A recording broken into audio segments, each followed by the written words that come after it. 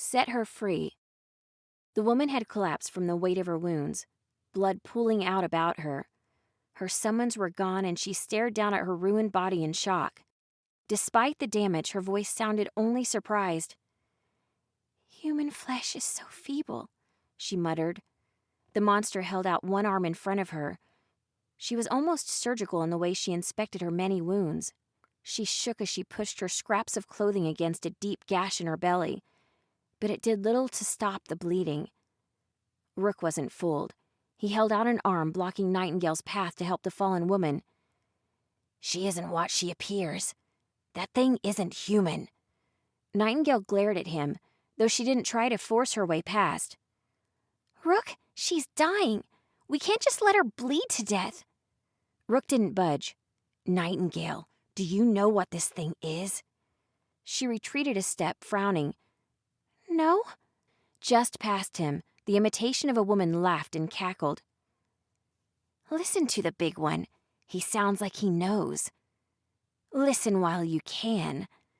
She didn't even sound angry, only resigned. Rook ignored her. "I wasn't sure at first, but I'm quite certain now. They call monsters like this living oblations. You make one deal too many, and eventually the only thing you have left to bargain with is yourself. Something drags you out and takes your body for itself. Whoever this was, she may have been dead for years, decades even." "Is that true?" Remy asked from his other side. "Melody." The monster sounded afraid, suddenly gasping from the pain obvious in the damage to her body. "My name was Melody, before I sold myself." It was as if whatever controlled her momentarily let go.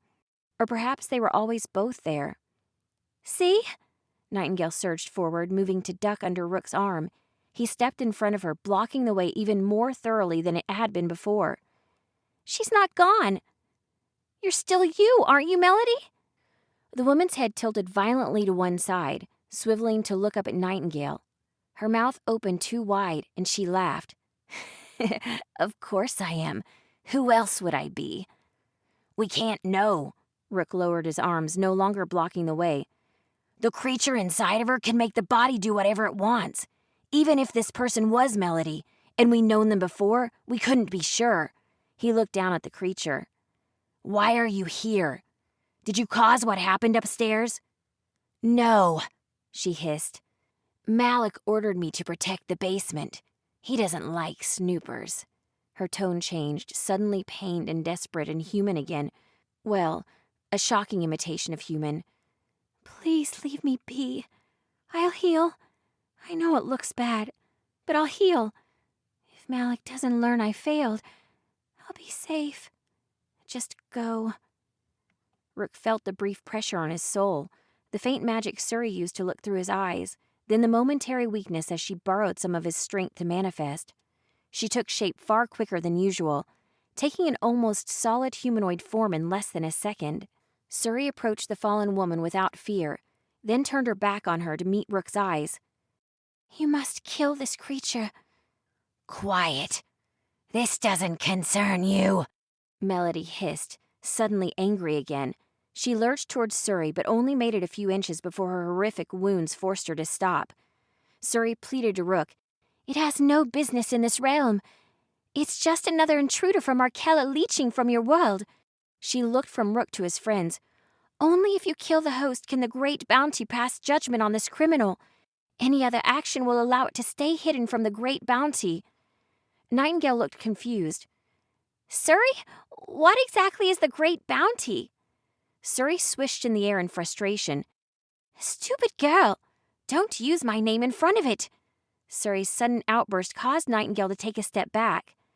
"They are the self-appointed interdimensional enforcers of reality," Suri said, still throwing Nightingale a dirty look. "Beings of great power who don't like realms meddling with each other, especially not those from Arkella. Now kill her so that they can claim what they want." No, Zeke said. "You're gonna have to explain more than that. Sounds like some real comic book shit." "I've read about it," Rick explained. "If any of you paid attention in assemblage, you would have too. They say that there is an open bounty put on any creatures found in violation of the rules established between dimensions. Espers hail from realms outside of Madara.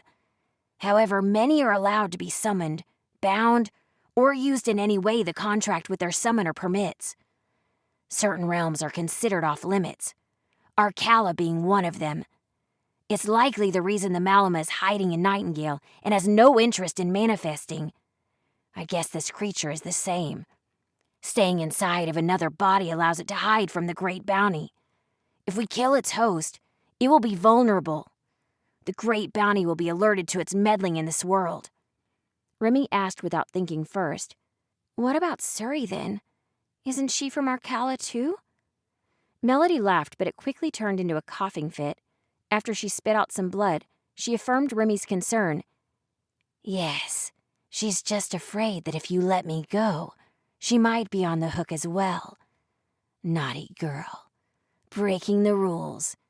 The creature smiled wickedly at Suri before saying the name. Suri is as guilty as me, host or no host.